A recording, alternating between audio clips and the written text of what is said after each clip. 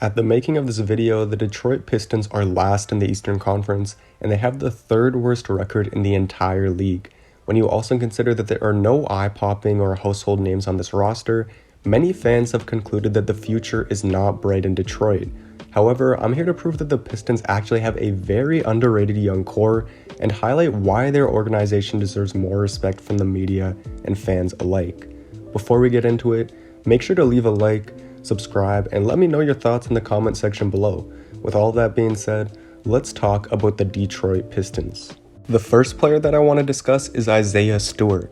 Look, I'll be honest, I don't watch much college basketball, so I really didn't know anything about Isaiah Stewart when he got drafted. However, whenever I've watched Pistons games this year, Stewart has routinely caught my eye. Isaiah Stewart is one of those players that will keep a job in the NBA simply because of his motor. He is a very active physical defender, he runs the floor, sets good screens, and he is a great offensive rebounder. I've also noticed that he's become comfortable as a communicator on the defensive end, which is something that is very valuable when you are a center in the NBA. That being said, it's no surprise that the Pistons are a better defensive team with Stewart on the floor. On the offensive end, Stewart is primarily used as a screen setter, rim roller, and finisher around the basket, but what has gone under the radar is his outside touch.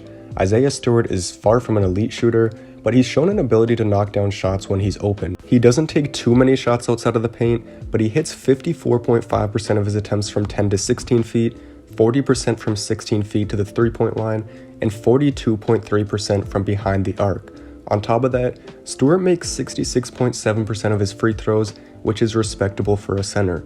There are a few things that Isaiah needs to improve on, most notably his fouling issues and his playmaking, but he is still just 19 years old, and he should be viewed as a big part of Detroit's future. Another rookie on this team that I have to talk about is Sadiq Bey. In just his first season, Bey is the type of player that every single team would want. He's already a really good three-point shooter, he knows how to use his body to get buckets around the rim, and he's shown enough defensive potential to make me believe that he'll be a great 3-and-D player in his prime. Over the course of his rookie year, Bey has developed a better feel for the game as the season has progressed. He's gotten better at attacking off of closeouts, moving without the ball, and making smart passes. Unfortunately, I don't necessarily see all-star potential for Bey simply because he's not the most athletic and explosive player, and he's not much of a shot creator. It should be noted that Bey is only 22, so he is far from a finished product. We've seen someone like Kawhi Leonard come into the league as a system player and develop into one of the best scorers in the league at his peak. But then again, Kawhi is an extreme case. To me, Bey will be more of a Harrison Barnes type of player than he will a Kawhi Leonard type of player, and there's nothing wrong with that.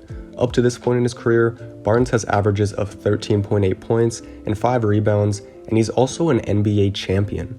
Following in Barnes' footsteps would be good for Bey, and it would ensure that the Pistons have a reliable starting three for many years to come. Unfortunately for Detroit, not all of their first-round selections have looked great this season. Killian Hayes was selected with the 7th overall pick in the 2020 draft, and because of his struggles, the Pistons' young core is often overlooked. After all, lottery picks are put under the biggest spotlight, and the Pistons have a pretty poor track record when it comes to selecting in the top 14. Still, we have to understand that Killian is 19 years old. If he hasn't improved very much after 4 or 5 years, then at that point you can start to write him off. I've just seen too many people calling him a bust 11 games into his career, and to me that's just ridiculous. After all, Hayes was drafted in the lottery for a reason, and I believe that he'll turn into a very good point guard one day. What I liked most about Hayes coming into the draft was his feel for the game. I definitely think that he learned a lot by playing professionally in Germany because he doesn't take many bad shots. For the most part, Hayes has been very inefficient this season, but he has shown signs of life by shooting 40% from 3 to 10 feet and 41.7% from 10 to 16 feet. Hayes likes to take mid-range pull-ups and floaters coming out of the pick and roll, and if he can continue to improve on those shots, it would really open up the game for him. On the season, he's shooting just 25.9% from 3, but I'm confident that that percentage will increase over the years. As you can see, he gets a good arc on his shot, and his left elbow doesn't appear to flare out as much as it did when he was in Germany. Hayes also has good feet positioning and balance on his jump shots, as his base is identical every time he shoots. However, his jumper is far from perfect. Taking another look at this clip, you can see that he releases the ball from the right side of his body as opposed to the left. On top of that, Hayes uses a thumb flick with his guide hand, which can lead to inconsistent shooting. Now, I'm not trying to say that you have to have perfect form to be a good shooter, because I don't believe that. D'Angelo Russell is a good lefty shooter, and he shoots from the right side of his body. Guys like Kyrie Irving and LaMelo Ball are terrific shooters as well, and they use a thumb flick on their guide hands. However, not everyone can get away with these things. In my opinion, Killian Hayes will follow a similar trajectory as Lonzo Ball. Obviously, Lonzo's shot had some problems with it during the first 2 years of his career, but by year 3 and 4, he became a great three-point shooter after he changed it. Give Killian some time, and I'm confident that he'll become the player Detroit was expecting him to be. As far as the rest of the roster goes, there are a few more young guys with upside. I think that Josh Jackson and Hamidou Diallo could provide good wing depth off Detroit's bench going forward. Between Saben Lee, Frank Jackson, and Dennis Smith Jr., one of them should be able to solidify themselves as the backup point guard of this team. And looking down the rest of the depth chart, you have players like Sekou Doumbouya, Tyler Cook, and Davidas Servaitis, who haven't shown much, but could maybe turn into something or be used as young assets in a future trade. So now that I've talked about the younger players on this roster, I have to show respect to the biggest bright spot for Detroit this year, Jerami Grant. When the Pistons signed Grant to a 3-year $60 million contract, not many were expecting this level of production from him. Some fans thought it was an overpay, and some thought that Grant would look good by putting up empty stats on a bad team, only to be traded for some picks and young assets at the deadline. However, Jerami Grant has exceeded all expectations this season, averaging 22.5 points, 4.8 rebounds, 2.9 assists, and 1.1 blocks per game. Am I saying that the Pistons should build around Grant? No, but he is still relatively young at 27 years old, and he could be Detroit's starting power forward for the next 6 to 7 years.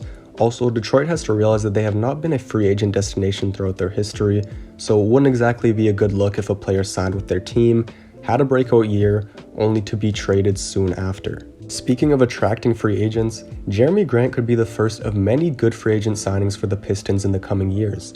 Last summer, both the Denver Nuggets and Detroit Pistons offered Grant a 3-year $60 million contract, and he decided to sign with Detroit. While many fans might have looked at this choice as a head-scratcher, you have to understand that Grant's decision was about more than just basketball. In an article written by The Athletic, Jerami Grant was quoted as saying, "Whether it's on the court or off, there's a sense of understanding that you get from, and I'm not going to say all, but a majority, black people who have gone through and are going through some of the struggles that we do. Currently, Dwayne Casey and Troy Weaver are just one of 5 black coach-GM tandems in the NBA. On top of that, Detroit has the largest percentage of African-American people for a city in the United States. The point is that the Pistons are focusing on more than just basketball. The organization and their players care about diversity, loyalty, and representing the city well. Jerami Grant chose Detroit not just for basketball, but because he wanted to empower others and help in the community, and I have so much respect for that. I love what the Pistons are doing because regardless of race, I think any NBA player can look at Detroit and say that they are doing things right, both on and off the court. Now, the last thing that I wanted to talk about in this video is the 2021 draft. Detroit will likely end up with a top 3 draft pick. Worst case scenario, they'll probably end up with a top 5 pick, meaning that they can add to their young core.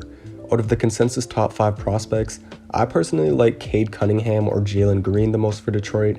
Evan Mobley would be a great choice as well, but I'd prefer the Pistons draft a backcourt partner for Killian Hayes. So let's say that the Pistons end up with either Cunningham, Green, or Mobley.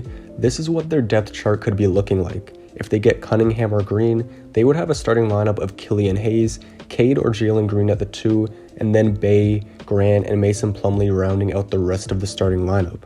Off the bench, you could have Frank Jackson, Lee, and Dennis Smith Jr. battle it out for the backup point guard spot, and then have guys like Diallo, Josh Jackson, Doumbouya, and Isaiah Stewart getting consistent minutes off the bench. If Detroit went ahead and drafted Evan Mobley, their starting lineup would be the same, except you'd have to fill in that starting 2-guard spot with someone like Diallo. The bench unit would also be pretty similar, besides the fact that Evan Mobley would likely get minutes over Sekou Doumbouya. As you can see, the Detroit Pistons are heading in the right direction. They are taking the right approach to not only building their team, but building their entire organization. I believe that the Pistons will be a playoff team the next 3 to 4 years, and will be one of the best teams out east in the next 6 to 7 years. If you made it to the end of the video, like, comment, subscribe. I really appreciate everyone watching, and with all that said, I'm out.